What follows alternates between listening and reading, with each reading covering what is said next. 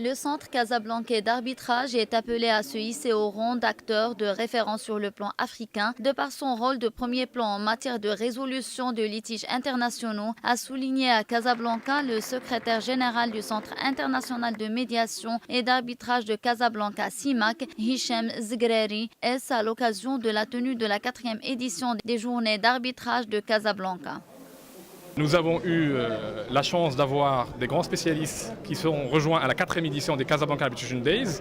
Vous avez interviewé Madame Marike Paulson, qui est l'une des spécialistes, jeune spécialiste de cette convention de New York, qui est toujours d'actualité. Le Maroc l'a signée en 1959.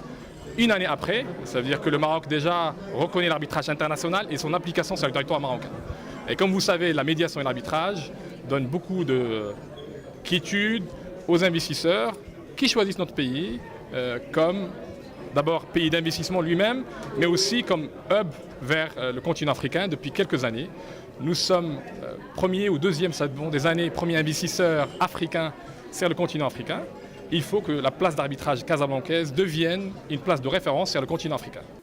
Ces journées, rendez-vous incontournables pour les experts en la matière, seront aussi l'occasion pour le CIMAC de célébrer le 60e anniversaire de l'instrument juridique international de référence pour l'arbitrage, Convention de New York, et de procéder à un regard rétrospectif sur le texte ayant contribué à dynamiser les relations commerciales internationales, ainsi que de discuter de l'avenir du centre en tant qu'institution arbitrale et de Casablanca comme lieu d'arbitrage en Afrique.